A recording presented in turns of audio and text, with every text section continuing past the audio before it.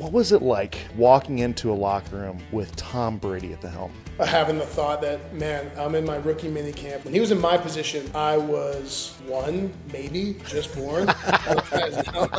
Is it bad to make a confession? I've never seen Harry I would- Potter or Lord of the Rings. Okay, that problem. I've never. I actually Now we haven't have- seen Lord of the Rings either, just the first one. Okay, next question. Mitch is fucking disturbed. Next right now. question. That's so tough. That's so tough, boys. So was there ever a point where you're just like, man, I can't this up? I mean, I felt like that yesterday, bro. Like, that's not going anywhere. I've survived every situation, knowing when to freeze and when to run.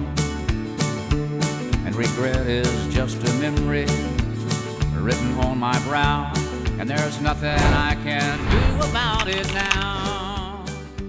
Casey, Yes, my sir. friend. Since this dude took over the helm as the starting center for the Jacksonville Jaguars, Nothing but Had a little- success. nothing but success. I've had a little bit of crush on the kid. We're getting to talk to none other than Robert Hainsey, entering his 6th season in the NFL, 2nd year at the Jacksonville Jaguars. A Yinzer, Casey. buddy. A Yinzer. We're gonna dude. speak some Yinzer. We're gonna dive into it. We're gonna chat about it. Robert, how does life find you right now, my friend? Great intro. Life finds me in Phoenix, Arizona, enjoying some hot weather, enjoying some mountain views as much as I can get them, and getting prepared to head back to Jacksonville for the end of the start of the offseason program. Does it fly by like a blink of an eye, like every year that passes, or is this a slow, monotonous burn, like you're itching to get back? It's kind of both. I feel like you're always ready for the break, and then when the break's almost over, you're like, where the hell did it go? But you're also like, all right, I'm starting to get a little anxious. I should probably I need to see people again, be around people. That's kind of helpful. But it's a good like detox from all that, being out here, just me and my fiance, and then ready to get back because we do have a great group. I'm excited to get back with our staff, my teammates. It's going to be fun to be back in the building, especially last year was funny. You know, I was new. There was a lot of new guys. There was a lot of turnover. Guys had been there through a bunch of turnovers, so I'm sure they were wondering what this one was going to be like. But now, it's funny. I was telling someone, I felt like I had to make friends, you know, first time on a new team. You don't know what that's going to be like, which was super easy. We have awesome guys, but I'm excited to go back, see my guys again, get to enjoy this springtime. Well, I will say this: at least you didn't have to start a week earlier with a new coach like last year. I mean, last year was crazy. Last year flew. I mean, this is week 1 for a handful of guys. Yeah. Casey and I would like to take this opportunity to thank our sponsor over at Labatt for not only making a delicious beverage, I mean, even on the can it says pristine Pilsner, and I tend to agree, but also being there for the best roasts and toast to your buddy, because Labatt is brewed for the roast. Now, I'm off to the golf course, and my plan is to drink enough of these to where I'm not depressed when I go to bed because of how shitty I am at this sport. Back to the episode. Hey, so I got to ask you about your time in Arizona. Is this a place that you've spent a lot of your off seasons? All of them, yeah. Ooh. What about it, dude? So I came out here for pre-draft. That was kind of by happenstance. Worked out at Exos. My rookie year, I got drafted to the Buccaneers, and they drafted me as a center. I had never played center until the Senior Bowl. The Senior Bowl was the first live snaps I took at center. Excellent. And it was just like, Awesome. I knew that was a transition. I did the first practice, didn't play any. Some teams asked me about it. I played both tackles, or I played right tackle with both guards because I played right tackle all 4 years at Notre Dame. And I remember the teams asked me about it. I was like, look, I haven't done it yet. It just wasn't something that came up in college. I think I can do it, but I don't really plan on it. The next day at practice, there was literally a 3-second lull after a one-on-one. Center went, look right, look left, no one went. I was like, here we go. Let's let it rip. So it took some there. That was the beginning of it. And then honestly, obviously worked out really well. So I enjoyed that. Was like, hey, let me do some more in team. My college quarterback, Ian Book, was there. And so stayed after practice with him, was like, hey, dude, tell me how these feel. Get in there. Let's see what works. I genuinely have no idea how to do it the right way, I guess. Anyway, so I go to Tampa. We have an unbelievable squad. I mean, they just won the Super Bowl. Offensive line is stacked all the way across. So really great guys to learn from, to be with, good coaches. And AQ Shipley was on that team. AQ, Pittsburgh guy, Moon Township guy, played Penn State, won the Remington, 12 years in the league, just won that Super Bowl. Had gotten hurt that year and then kind of retired. That was it for him. He stuck around as a coach. Now, if you know AQ has elite ball knowledge and is just very, if you listen to him talk on Pat McAfee or just get to talk to him about football, I mean, he's dialed. He knows his stuff. And we had him on this show. Oh, no way. Yeah, we had That's him. right. Man. That's right. That's right. And it's he's very fun to talk to with that stuff. So knowing he played center, getting to know him, it was more like, AQ, what do I got to do? He's like, whatever you want to do, I'm here. So it became, after practice, go watch the meeting room, but you're just watching like team, like the ones. So we'd finish that, and AQ and I would go watch all the scout film before I went home, just pick things out, try to figure out the stuff. Sneak into the indoor on Tuesday to do drills. AQ literally like going over on the hoodie because you're like trying to duck off in there because you're not supposed to do it. Yeah. And so just spend our time doing that. And we were probably in November or so, late October, November. And it was just hitting my mind, and I was like, AQ, like, I have no idea how to do an NFL offseason. What do I do? He knew at that point that coaching was not what he was going to do right then. The time, the kids, all those things. He's like, I'm getting out of here, dude. This is maybe I'll come back, but this isn't me right now. So if you want to come to Phoenix and train, I'll train you. And that was the end of it. So I started coming out here in the springs and summers. And the main thing was I need to learn how to play center. If I want to be successful at this, I need to figure out what I'm doing. So we spent a lot of time over the years working on football, probably more than most guys would do football stuff this time of year. Right. But it's what's worked for me. It's always what I've felt is the most important thing in this job is how well can you play football. So how much time can I put into that? And that's kind of why things have stuck out here, mainly because of him. But it also just happens to be an unbelievable place. So it worked out really well. I have not ran into a single person who spends their offseason out there and hates it. No. One. Yep.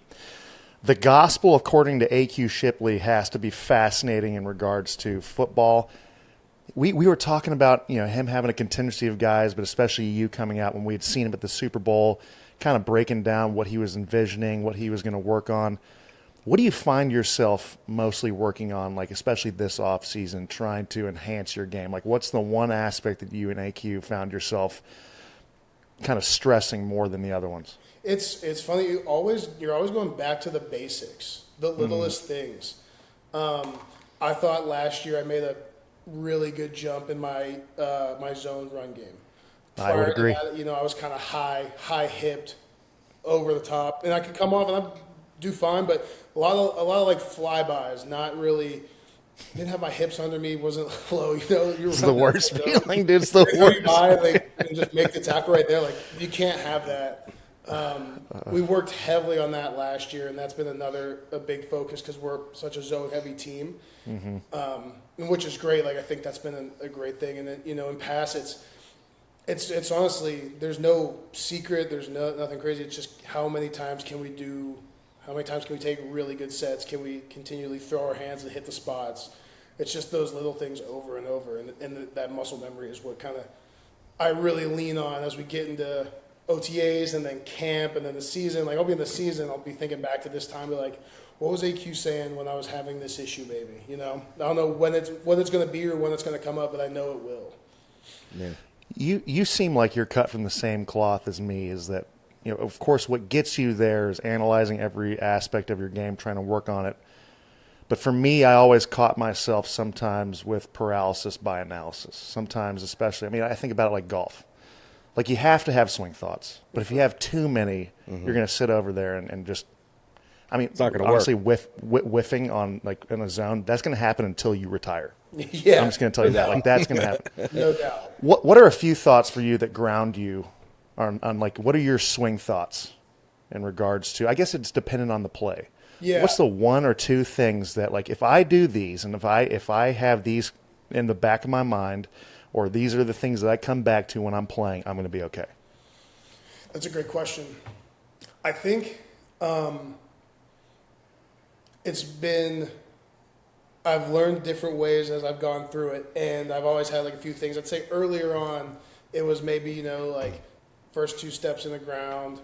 In pass pro, it's still get your depth, throw your hands. That's really what's going to change. Like that's what I know. If I do that, like I have the best chance possible to win. If I try to throw my hands before like taking my set, I'm putting myself in a bad spot. It could still work out, but I'm not you're not really where you want to be. I've found, because you're right, and it's funny, you know that a little bit. I very similar to where if I can easily start thinking way too much. And one thing I leaned on this last year was a little bit more trust in my previous self, I'll call it, that I did all those things during the week, because I know you do. Like that's no doubt. That's what I do. I know all week I'm trying to do these little things to get me ready for Sunday, and then Sunday rolls around. You're like, did I do enough? And it's like, no, yeah, like you did do enough actually. Like you have what it takes. You have the ability. You have the talent. You know what's going on. Like get your hand on the ball, stay low, run off the ball, and like cut it loose, man. Like go, just do it. And when I do that, I mean, that's when you feel the best. It sounds easy, but it's incredibly hard to do. Dude, I think I've made some steps in that direction. That's what I'm kind of trying to keep doing. Well, because it's a double-edged sword, Rob, because like what gets you so prepared and what makes you the caliber of player that you are is the fact that you want to analyze every bit of this thing, try to capitalize on this. It means that you care. But at the same time, there's that tipping point that took me, I'm going to be honest with you, it took me till year 8 to figure out. Yeah. So you got to give yourself some grace in these growing pains. Like there's going to be this beautiful intersection. I thought you played awesome football last year, by the way. And of course, and how you are and how anyone is a competitor is like, thank you, but there's stuff to work on. Brilliant. Excellent. Yeah. But there is something too, like, all right, I've taken this next step. Who says I can't? I've found a way to quiet my mind a touch. And honestly, it's just time on task with this thing. You're in a new place, all this stuff. It's fascinating. You're surrounded by different dudes. And folks that you learn from, in the locker room or whatever, it's fascinating. I want to go back. You kind of brought it up earlier. You walked into Tampa with a kick-ass offensive line, a kick-ass locker room just full of studs. But there's 2 dudes. One's pretty low-hanging fruit, but another guy I don't think gets enough credit. Okay. I want to start off with the low-hanging fruit. You walk into a locker room with Tom Brady at the helm. Mm-hmm. Yeah. Arguably the best to ever do it. Even if you have opinions on, he sent me home from the playoffs plenty of times, kicked my ass. It's what he does. It's what the kid does. Hands but what was right it like? Under your gooch. What was it like? Not only putting a towel between your butt cheeks, but also like walking into a locker room with Tom Brady at the helm. It's pretty cool. The first thing I really remember, because no one showed up to.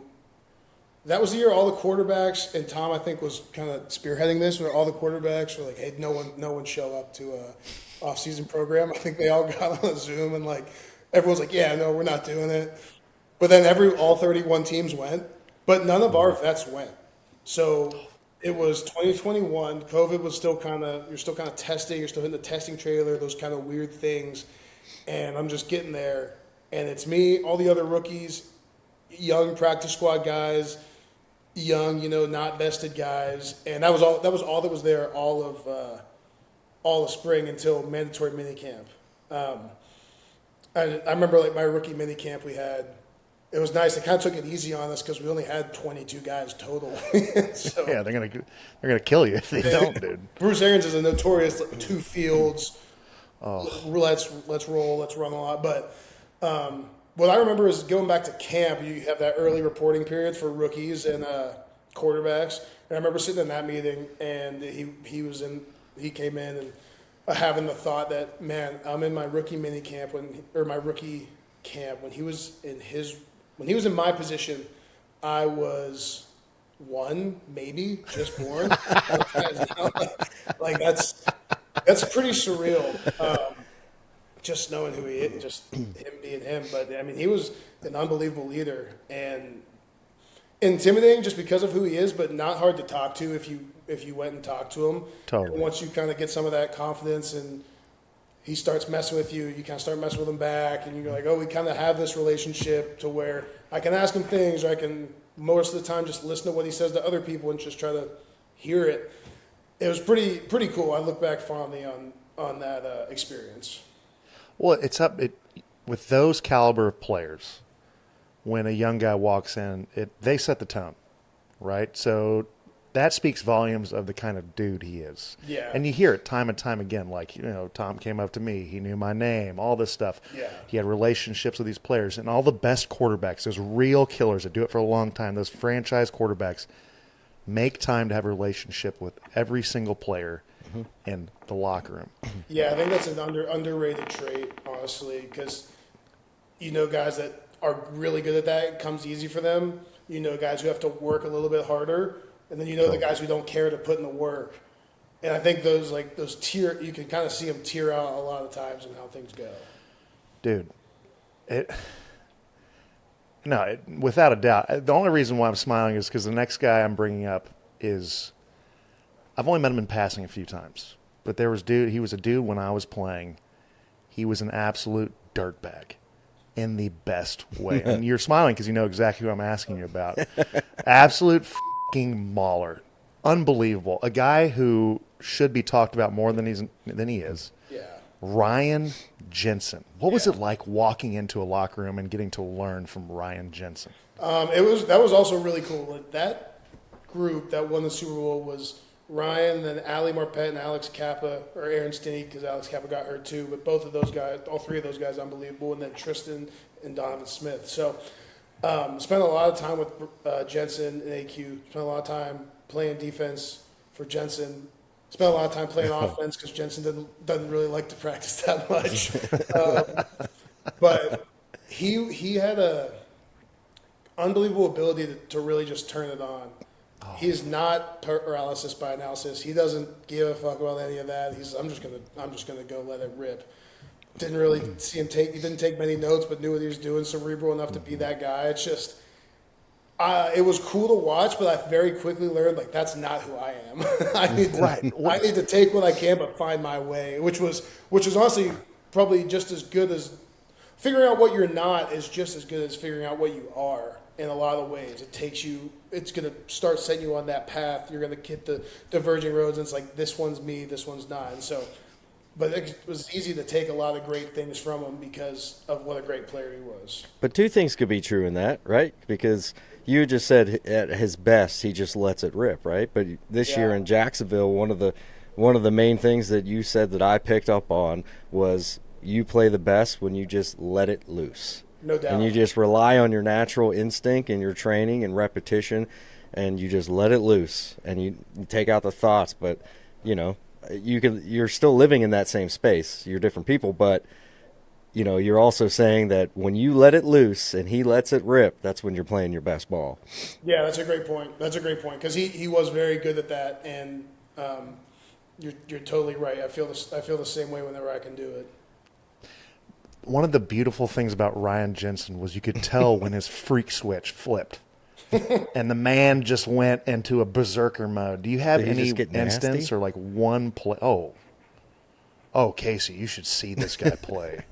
It was a beautiful thing. Is there one particular play or instance where you're like, oh man, Ryan's freak switch just flipped? I mean, there's a couple. And one, I didn't know who Ryan was really when I got there. And when I learned about him, there's that play from him when he was in Baltimore when they did the Joe Flacco play. That's kind of the essence of what Kiko Alonso. Yeah, Kiko Alonso. We were playing in New Orleans, and Marshawn Lattimore and Tom were talking shit to each other, and Mike comes over and smokes Marshawn.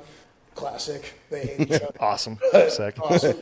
And everyone cut it loose there. I mean, but yeah, he'd come off the field fired up. I remember it was a playoff game. It was the wild card round versus the Eagles in 2022. It would have been 2021-22 season. And I didn't really play it at all. I played 3 games, maybe, garbage time, and we score, and Ryan's on the field screaming like his foot came off of his leg. We're like, oh man. So nice. He's coming off. Goody, our coach, is like, all right, sit down. He's like, you're good. Everyone's like, hey, you're good. It's just like, just like college. I'm like, guys, not right now. But I was ready. I was good to go, I think. Ryan, you would have not thought he was coming back.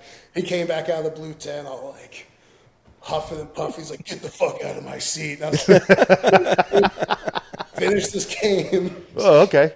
Yeah. Sick, dude. Yes, sir. Yes, sir. He was great, man. He was great. We had a good relationship. It was devastating to see him go down in 2022. I know. With that knee injury, and then him trying to make that comeback, and it just wouldn't respond. When you get the call that you're going to be stepping up as the starter, what's going through your mind? Because this is the buddy kind of showing you the ropes. This is the dude for Tom. Of course, I'm sure you feel totally capable. I know I know I can do this thing, but now my number is called. I got to be the guy, the in-between for Tom Brady, his center, the guy I got to communicate with. And also, along with this offensive line, have to communicate everything there. What was going through your mind when that went down? So, I mean, at the exact moment, it was kind of crazy because it was like day 2 at camp. We didn't even have pads on. And D-line ran a game, and someone fell into his knee. It was not great. So to finish that practice, you kind of know what's going on. Then you don't have a whole lot of time to react. But looking back, I think this was my second year. So had it been my rookie year, would have been way less prepared. This year, I had a lot more. Felt a lot more confident because having the year before, having the off seasons with AQ, like that made a huge difference. I knew I understood the game, but Tom also took a lot off of me, which was nice. Look, I thought it was just kind of how he did things. I think he probably did a little bit more because it was me, but at the time, I don't know. I'm just doing whatever I can. He also wants things how he wants them, and he's not wasting time with me up his points. So, like past pro, he's like, don't say anything, you're fine. Run game, I was pretty good. He would fix them sometimes, which was really nice. But I did a pretty good job there. And once you're in it, you're just going. I think you learn a lot, trial by fire a little bit that year, which was great. It taught me a ton. And like I alluded to earlier, spent more time talking with Tom and our coaches and kind of being involved in that. It's set a precedent for how I felt like the center should be involved in the plan. Especially I enjoy it, so I want to be involved. I want to have a voice and be able to know why we're doing things. Was there totally? Was there ever a point, and you're in the infancy of your career, you have Tom Brady all up in your gooch, and was there ever a point, like, obviously you're in the NFL, you deserve to be there, you're skilled to be there, you have the confidence and you have the coaching to do what you need to do, but was there ever a point where you're just like, man, I can't this up because of Tom Brady? I mean, I felt like that yesterday, bro. That's not going anywhere. We had and Tristan and I are very close. Tristan's one of my best friends in the whole world, and we hung out a lot my rookie year because he was a lot younger than everyone. We're the same age. He just left college a year earlier, so him and I got close. So having him kind of on that same line was really helpful too. All the guys were great next to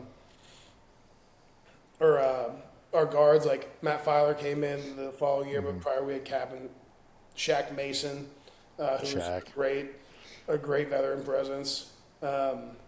So it wasn't like you kind of always feel like that no matter what, but it was more so just you have everyone's counting on you. Like we all you feel that at every position. You feel like no doubt they're counting on you, and you want to do what you can for them. So, gotcha. Well, you had Wellesley.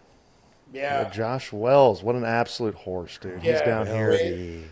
He looks like a snack, dude. He's got the V, the hot guy V going on right now. It's kind of crazy. Freaks me out a little bit. He does have a new hip. He's got this sick new hip. He's cut. Awesome.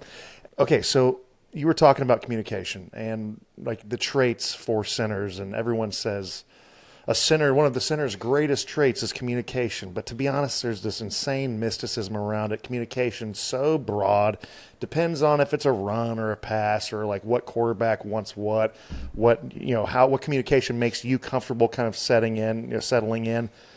What does communication mean to you?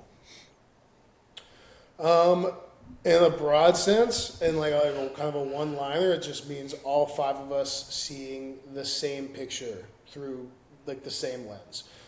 And the communication is how do we get there?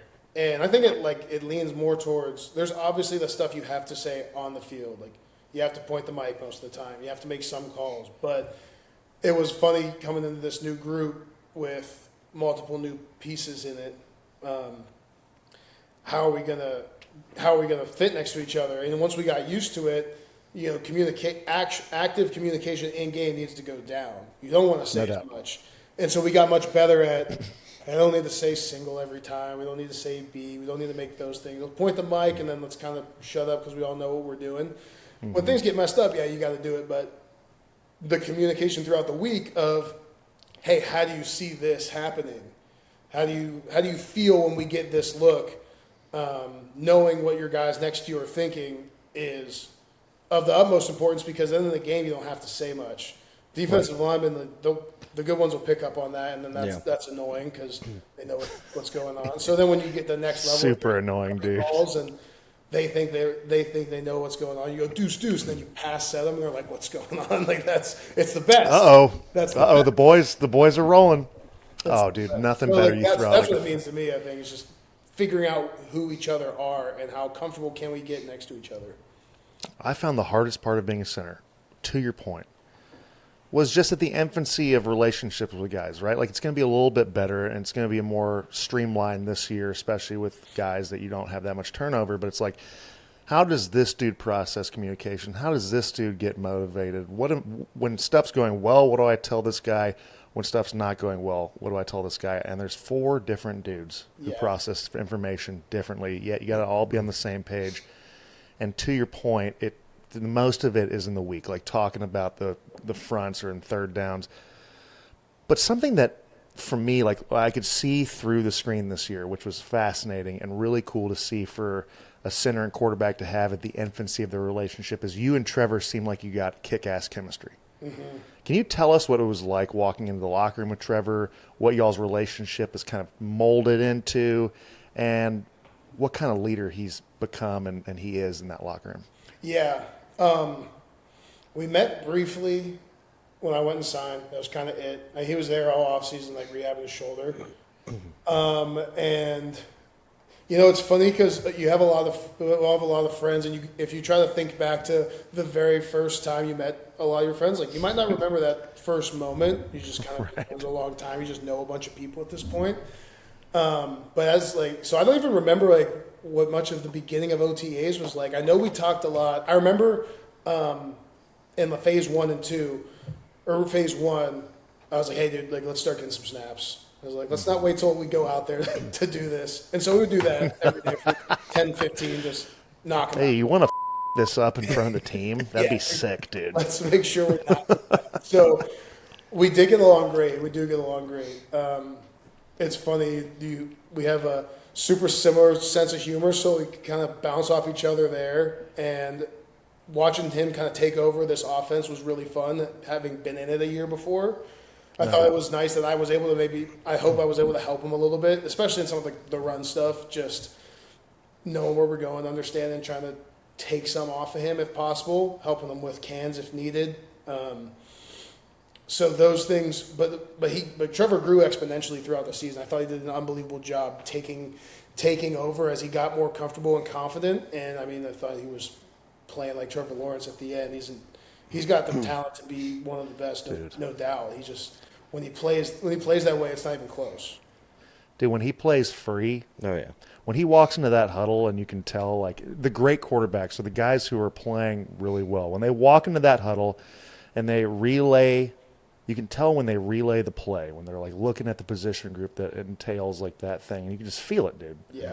And when he's feeling it, and the other thing that kind of freaks me out about Trevor, I don't know if you've noticed this, his hair never gets wet. Have you noticed that? Dude, look, it could be 110 degrees in this shit. Well, he's got and the his headband. fucking hair. He's still doing this thing. It's He was still fired fun. up about the towel. He's like, I'm used to Mitch's sweaty ass, so this towel is real nice. No, it's true. It's true. I also feel kind of That's the. why I have to do it. Like going back to that, that was number one cause of stress that year of don't fuck this up. It was your don't butt snap- cheeks wet, huh? Don't snap a wet ball. It was so during camp. It was every period I would change the towel, and it was towel and baby powder and wristband every time. No shit. Every time. The wristband, huh? Every time. Jacksonville, baby. And then in camp, about a halfway through, like after your first team period, change the pants. Second pair of pants out there, ready to go. Dude. Which sucks, especially with trowel in front of all the fans at training camp, like whatever it takes. It just takes one fan to be like, "Nice, dude." You got George working out there. Jesus. George has done an unbelievable job adjusting to my prima donna needs when it comes to sweating. And it's like everyone's like, or guys have asked me like, why you still do it? But if you look, all the guys that played with Tom still do it. I mean, it's like Ted. I know Ted's the first one that comes to mind. Like he still does it. Ted. And you just realize that this is better for everyone if I just kind of carry this a little bit. And our quarterbacks are getting dry balls. I'll get more lenient in practice now. I'll not do it all the time. Sometimes I'll even go out there in shorts, which is crazy. Whoa, dude. But I'll do it. Whoa, dude. Do you even care? Do you even care anymore? And then like all the guys, Ezra will be like, dude, you can't do that. And I'm like, dude, you're right. And I'll take him off. He's like, no, I'm kidding. I was like, no, but you're right. I have. No, you're right. Hey, quick question. Is Ezra the grumpiest you've ever played with in your entire life? Ever, dude. But also so much fun. So gratifying when you get a smile out of Ezra, when you get a laugh out of him. Yeah. He's been so much fun to get to know, and we sit next to each other on the plane. It's been great. He is one of one, and I preface that statement by saying that Ezra is one of my favorite all-time teammates and an actual dog. Like the dude can play ball. 100%. When he throws those hands, he gets in like these kind of funky positions, but they work, man. And talk about communication, right? Like he's kind of in the Jensen category. Like, oh, we'll do it. We'll figure it out. Like, I'm a big maybe a little bit more, maybe just a touch more communication would be sick. Me and Pat McCary, our right guard, we'll spend 10 minutes talking about something simple. Just because, like, him and I both like getting in the weeds. And this could be during practice. We could do a single. We could be like, how'd you think? Talk about it. Do another one. And then kind of, like, talk through all of them and land on, like, okay, this week I think it's going to work because of how they play. I think this is going to work. And then I'll go over to Ezra, and I'll give him this whole dissertation, like, hey, man, me and Pat kind of were thinking blah, blah, blah with these guys, if they're in this look, blah, blah, blah. And he's like, whatever you want to do, man. Like, whatever, dude. I'll probably give him a sack anyways.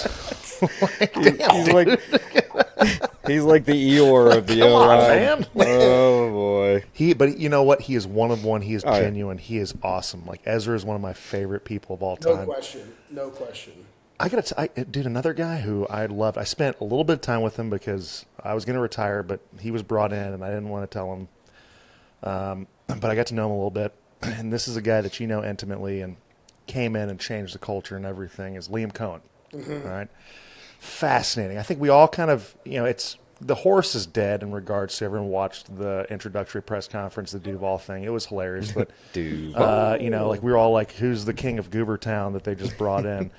But you know who doesn't give a fans when you start winning and you get a culture, and you know who else doesn't give a fuck? Players, if you're genuine, know who you are, can relate, but also put guys in the best position. And this dude seems to do it all. He seems like a prolific head coach. No question. They're right. No one, like, nothing matters when you're doing those things. And I being with him in Tampa, you have a different kind of relationship with your offensive coordinator than you do with your head coach. Liam and Baker had a prior relationship, so they were pretty close. Me, Baker, Tristan, Ben Bredesen, Graham Barton, Justin School, like that group. Like we had a really tight group there of really good friends. Some of my best friends that we will be friends forever. Which doesn't always happen a lot, but we all we just got along really well, and we got along with Liam really well, and he was fun to mess with, and like he played the game and messed with us back, and liked to talk shit, liked to compete. I always just felt like we talked even when I wasn't playing about like maybe what the plan was that week, or I'd drop in and tell him what I thought. I'm like, I don't know if you care, but this is kind of what I think. I'm going to tell you anyway. So when he got that job and I was going to free agency, like I didn't know what your situation was. I was like, he's probably, come on. But I didn't know what was going to happen. So I was definitely hoping for it. I thought it could work out well, and it certainly did. So to Liam, I had a pretty loose expectations, I'd say. I was like, I think he's going to do a good job, but I'm not going to, analyze this too hard. I'm just going to enjoy everything. I'm just going to be myself, be a leader, and we'll see how he does. And hopefully him and I can keep having this relationship that we did. And we did, and I thought whatever expectations I did have, I thought he blew out of the water because, like you said, he was genuine with us. His messages were very serious and very just what he felt, true to who he was. He wasn't trying to be anyone that he wasn't. And one thing we noticed that was pretty cool is everyone talks about like what's important now, like in this moment, how it's 1 week at a time, it's one game at a time, it's one day at a time. Everyone talks about that, and it's really hard for the things not to the things down the road not to creep in. Without a doubt. And we didn't realize until he said it in a team meeting in probably week 18, or it was in week 18 or probably the week of the playoffs, honestly. He's like, we haven't talked about the playoffs once. We haven't said Super Bowl in this room once. And I thought, I was like, damn, we haven't. And that's, as coaches, like that's all anyone's really thinking about, but they stayed the course of, we're doing this one thing at a time. We're going to do everything right now and trust that doing these things right now is going to pay off later. We don't need to build the plan out. We need to build today out. And I thought they did a really good job of that and a really good job of prioritizing having the right people in the building because that makes all the difference in a team. And you could probably see it with how we played. I mean, I could see it. I could feel it on the field, and you can see it when you watch the film. Well, and you're boxing out your coach when he's trying to get in a little scuffle with the other coach. Yeah, I'm sure you're laughing. Like, yeah, it's water under the bridge, dude. It would have been bad news. Yeah, dude. I mean, like you're also a peer mediator on the side. Like that's sick. That's fantastic. When I was on the Jags and we weren't doing too hot, I was looking around this locker room. I'm like, this does not make sense to me. We have dudes on this team, players on this team. The squad is stacked full of football players. And at the time, there was guys playing well, and there was guys who were playing well but weren't getting the credit that they deserved. At the time, it was Parker Washington was the guy who was like, this dude, smaller, and then kind of gets that. He's getting the fanfare a little bit more. Yeah. Who's one dude this past year that the whole team knows, like, this guy is a catalyst for the success, but for some reason isn't getting the respect that they deserve? I got my pick. Oh man, there's probably a few. When you said Parker, it made me think of Brenton Strange. Yes, because I got it. That was who you were thinking. Yeah. Like I think about some of the guys, like you said, there's dudes in that locker room. I remember being the first couple weeks last year, just thinking to myself, this is a very talented group. Like on talent alone, this is a very talented group. And getting through the season, I didn't know Parker. I didn't know Strange. I didn't really know of them. And then I'm like, oh my, like we get in the camp, I'm like, these guys are dogs. Yeah. Parker's doing all kind of crazy stuff. Strange doesn't have an off switch and just plays his butt off. Every play, run, pass, everything. He's a great do-it-all tight end. And I was like, these guys are great. And then, so it was having those weapons, seeing how they evolved throughout the year was very cool. And I'd say on defense, I don't know what the outside recognition looks like, and so maybe this is not true, but Foye Olakun, stud. An unbelievable leader and locker room guy. Yeah. And stud on the field, just is gonna be there every play. Was lucky enough to play with Levante David, who just retired, and he has a lot of those same traits. He's just right here all the time. You know exactly what you're getting. He's going to give you everything you need. He's going to be the voice. He's going to make sure everyone's in the right position. And then when the play needs to get made, he's going to go make the play. So good. I remember when Brenton Strange came in. That was, I think, my second or third year with the Jags. And I remember watching him in practice. And we had Chris Manhertz at the time. Great dude. I believe he's with the Giants now, but fantastic dude. But he was more of a blocking tight end, right? Bigger body. And then we have Evan Ingram, who was a stud. But like, I'd watch every rep of Brenton Strange when he was a rookie, and I'm like, this guy's gonna be a stud. No doubt. And then like he never really got the chance because Evan was there, and then Evan moved on, and then this year he got he ended up getting hurt, which was very unfortunate. But prior to that, dude, I mean, was it this year he got hurt or last year? This year. He had he didn't have like a bad injury. He missed a few. Missed a few games. But I mean, he was lighting it up. And he does. I mean, we all saw that one play, dude. Yeah. That one crack. Yeah. Yeah. Like. Oh my God. They're awesome. Oh, dude, that was one of the most biblical moments I've seen in my entire life. Going back to Foye, he's one of those dudes. I love Foye.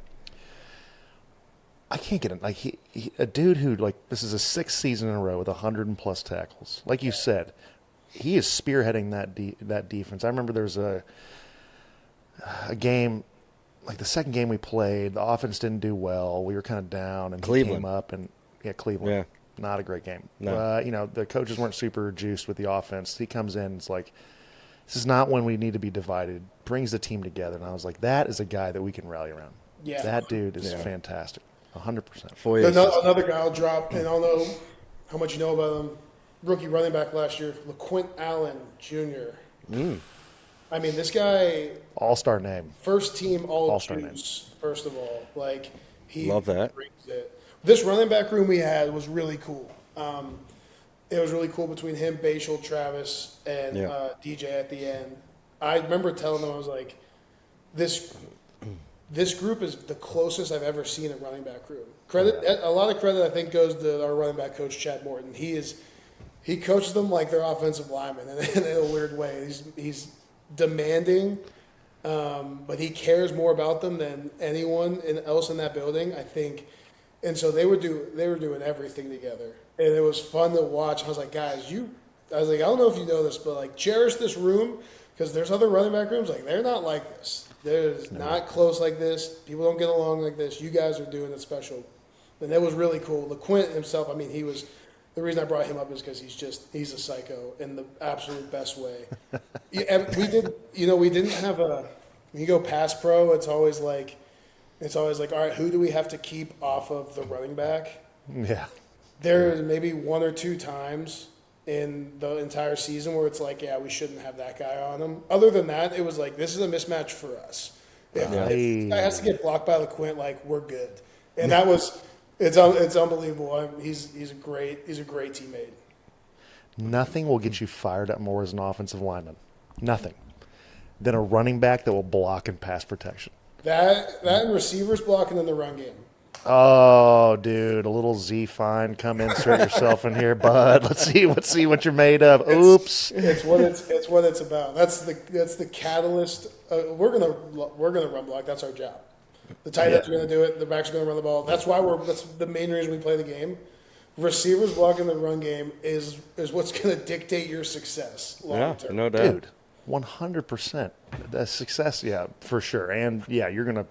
It's always fun when the coaches put that up there in like the Monday meeting after a game, and just the boys are just dancing. They're just dancing. Like, oh shit! Look at the kid go! Look at him go! No doubt, that stuff's awesome. Dude, speaking of energy, can you? And then this is the last thing before we go into a fun segment and let you on your way. We can't thank you enough for your time.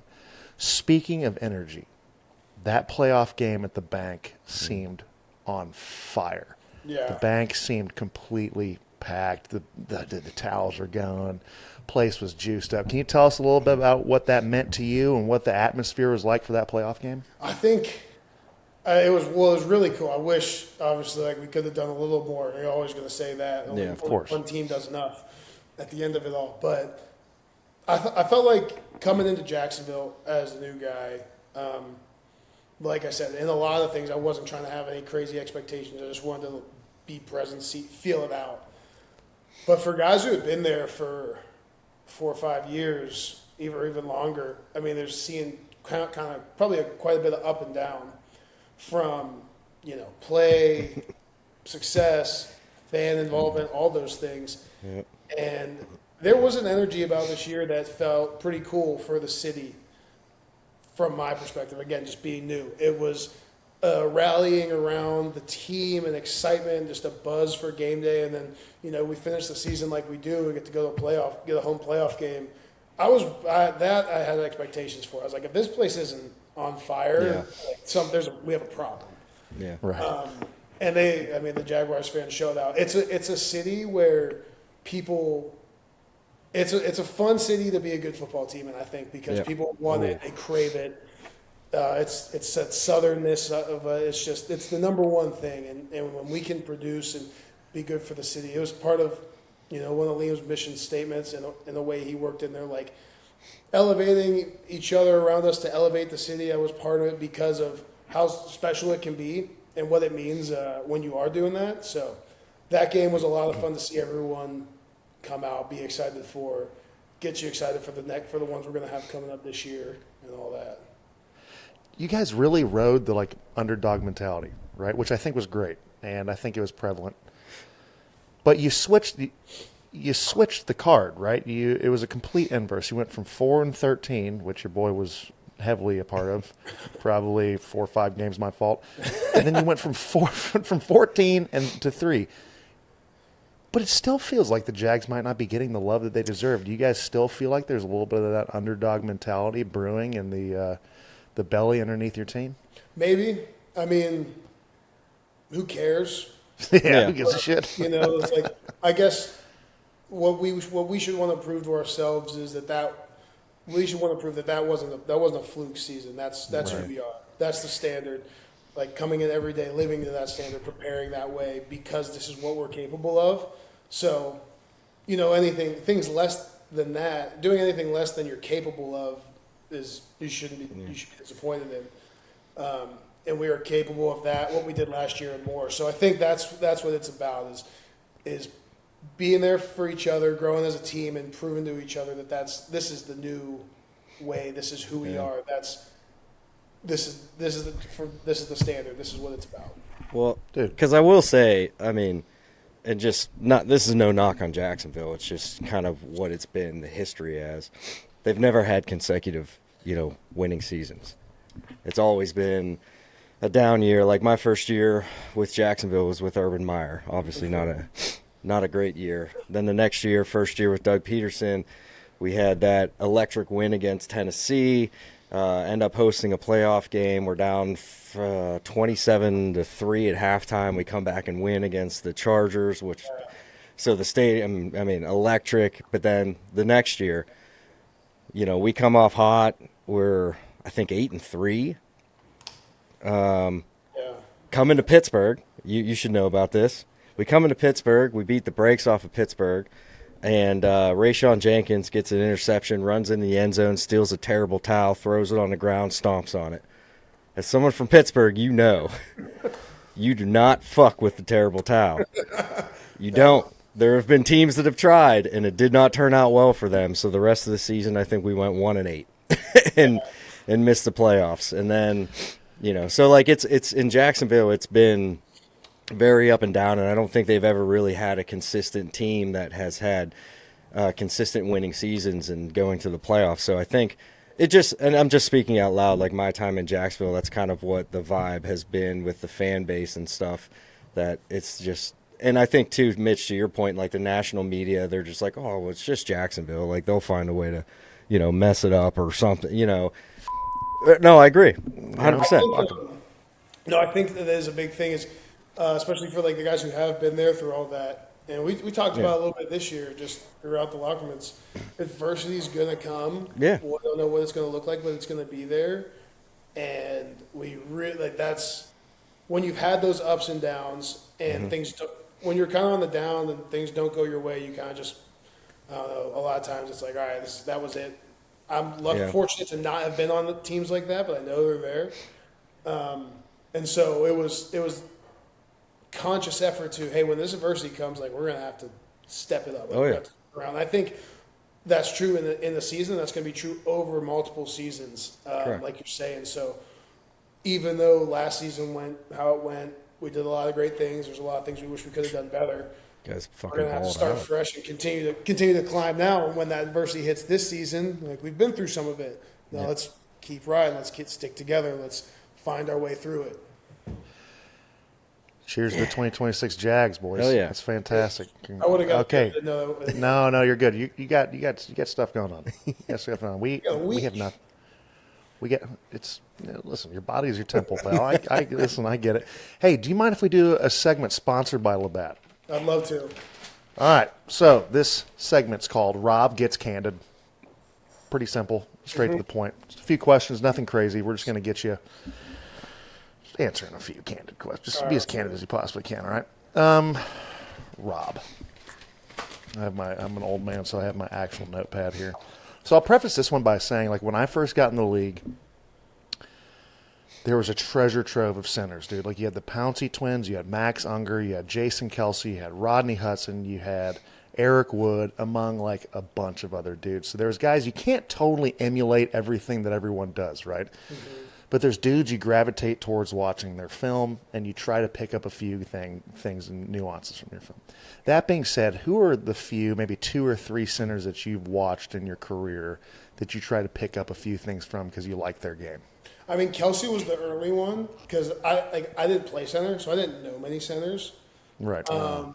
My coach, my first couple of years, coached Pouncey, so he talked about him a lot and how he did things. And again, both of those guys kind of a little more unorthodox. Like, played the game unbelievable, but maybe did the things that coaches would be like, you can't do it that way.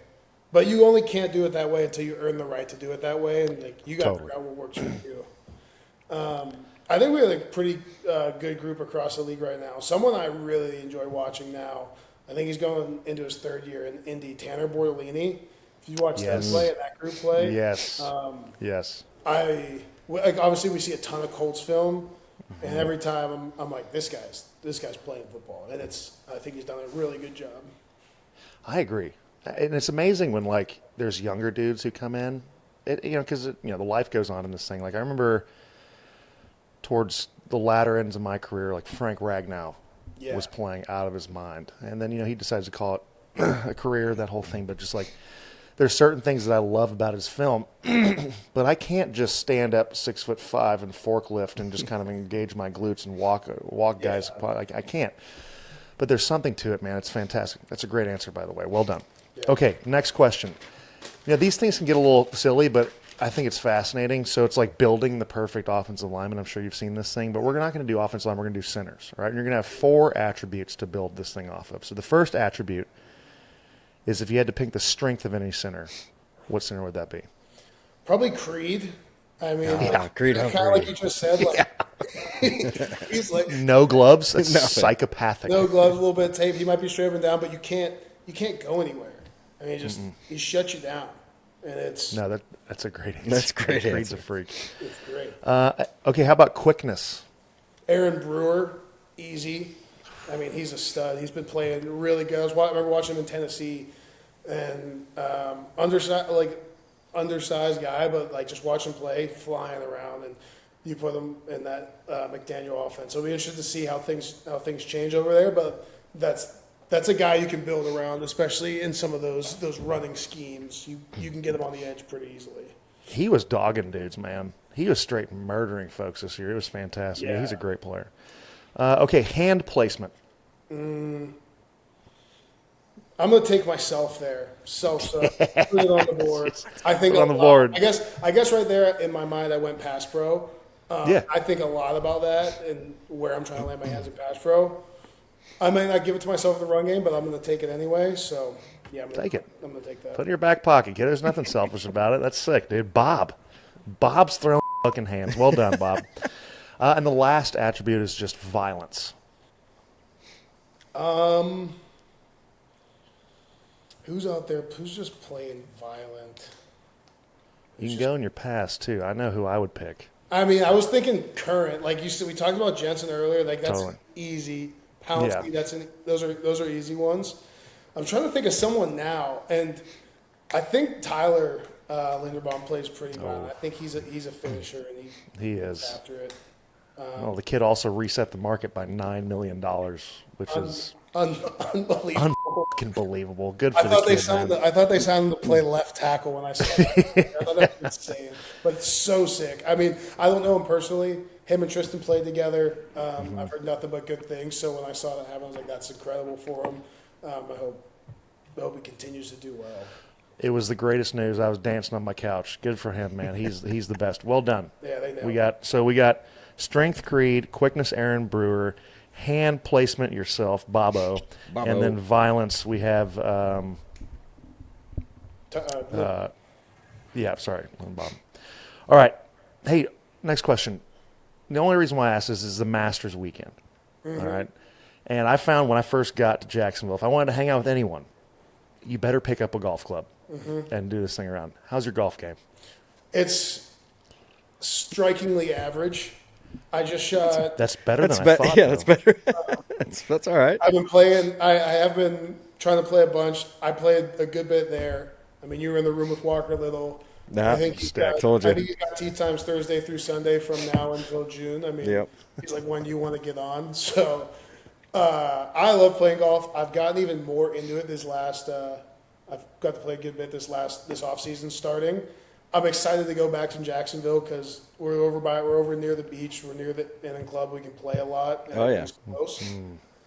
I played with Ezra and Walker and those guys. Walker came out here. Garrett Bradbury, we played around together out here Yes. in Phoenix. So I just shot a career best, 82. That's a career There you best. go. All right.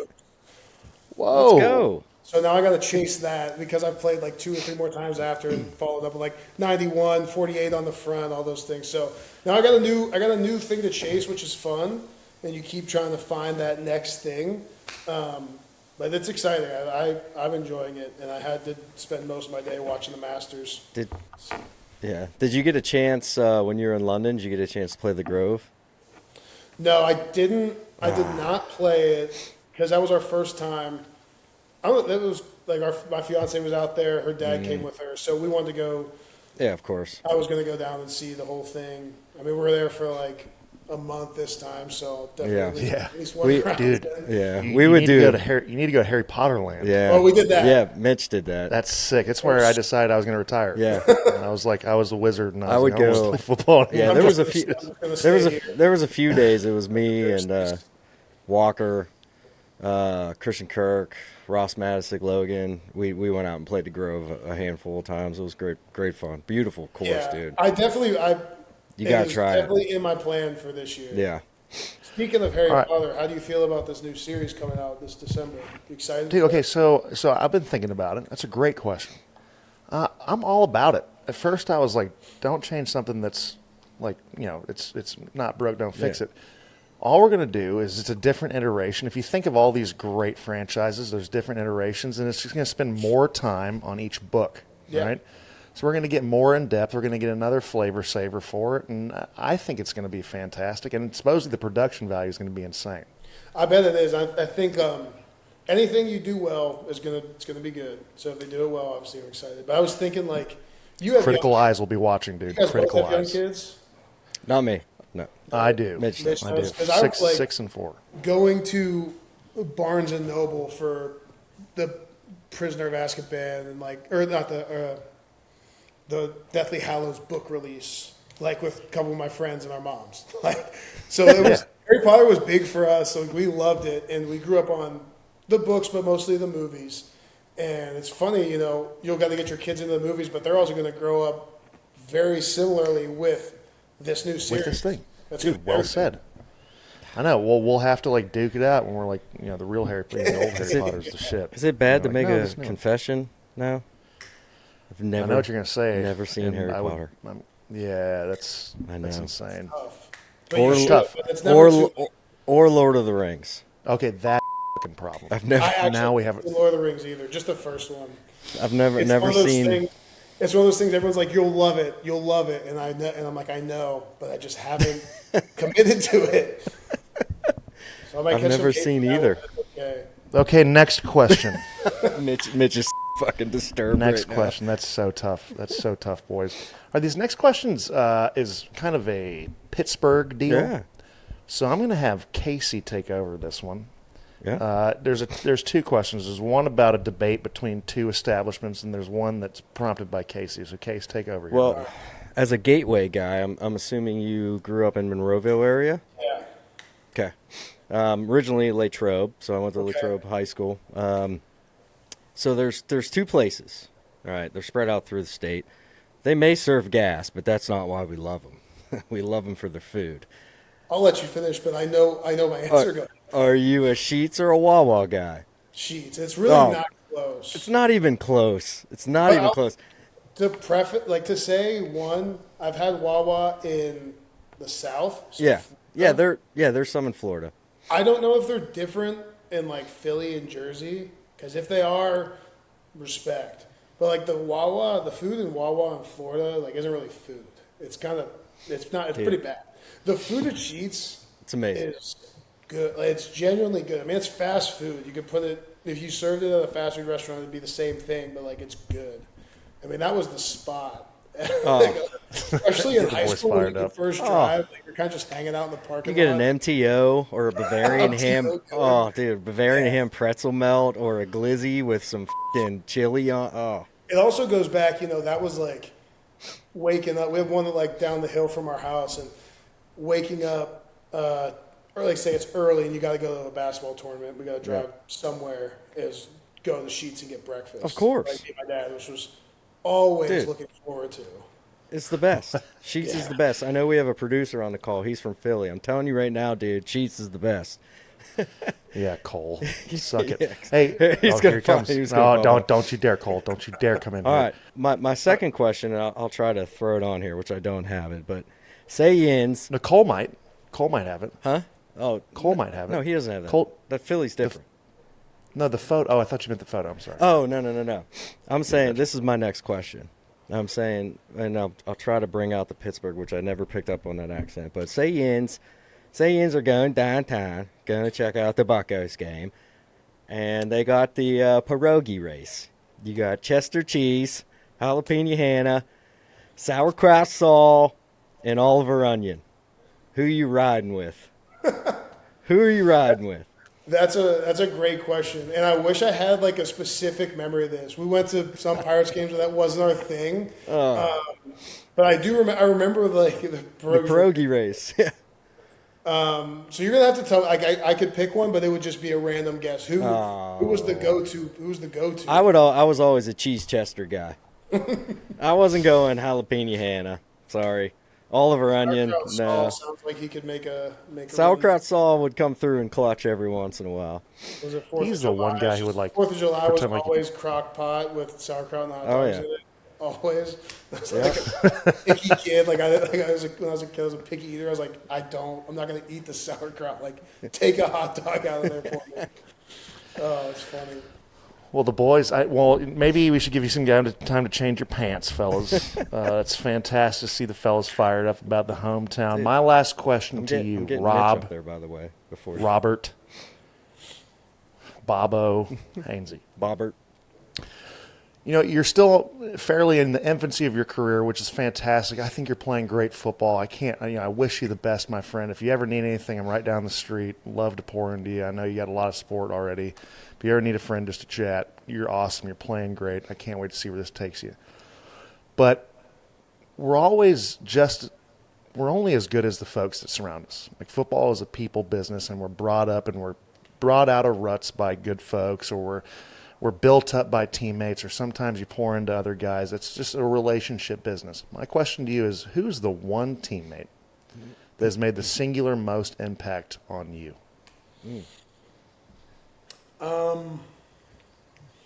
And that's not a totally fair question, right? Because I don't want you to exclude anyone, but if there's anyone that comes to mind. No, that's a great question. There's, like you said, I can go all the way back to Notre Dame and talk about a bunch of players and coaches and guys I've played with that have made a difference. And I think it's funny, there's a difference between like some of my favorite teammates and some of your teammates become your best friends. Some guys you might not stay in touch with, but at the time you go back and like that was one of my favorite teammates I've ever had. Tristan, I mentioned Tristan before. Tristan's got to be the guy. We spent 4 years together. It's funny. We're super similar in a lot of ways. You guys got to get him on here. He'd be a great time on this. We'd love to have him. Hey, a gentle push wouldn't hurt from a friend. I'll shove him. I don't care. Yeah, that'd be sick. I'm in his ear. I'm in his inner circle. I can get him in. Please, master of puppets, help us out, dude. Throw us a bone. So like him and I became good friends really quick. Like rookie year, I wasn't playing. No one was down. I was down there by myself. He lived super far away from the facility for some reason. He lived like 40 minutes. I drive up to his house on like Monday. We bullshit, hang around, go like a local bar, get drunk. His girlfriend would pick us up and I'd sleep on his couch, then go home the next day. Like we were just sleepovers in my rookie year. That was hilarious. Yes. And we got along so well that the relationship grew, and I can say like I trust him with anything. We've been there for each other, I think, through a lot of stuff and understand each other really well. We do a great job knowing what each other needs. So it's been fun to. It's like more like a college teammate. You know how close you get with those guys. Of course. You don't necessarily know what's going to happen in the NFL if you're going to find friends like that, but I did, and him and some of those other guys I mentioned. Baker's another one. You know, playing those 2 years with Baker was great. He's an unbelievable leader and a really, really great teammate to be around. He brings out the best in everyone and requires it because that's what he requires of himself. So you can't really bring anything else. Those are two guys that come to mind for sure. Also just seems like an awesome dude to hang out with, Baker. Top tier. Top tier. I mean, Hey, another dude we'd love for you to bend his ear to have the Baker. kid on. We'd I know love he's Baker got way bigger fish to fry. I will ask this. Way bigger fish to fry. He went to a school close to where I went to school in Austin. okay. Absolute dog. So if you Yeah, need a little no doubt. pitch, that'd be sick. Yeah. Of course, it's a done deal, right? That's sick. No, I'm saying no doubt he's a dog. I don't know if he's coming on this one. But No, he's I think we got a shot at Tristan though. yeah. There's no shot Baker's fucking show, but Tristan might. No, that's sick. Hey, buddy, I cannot thank you enough. We took you way over the hour. This was such an awesome conversation. God bless you, my friend. We can't wait to see what the next season and the seasons after this have in store for you, pal.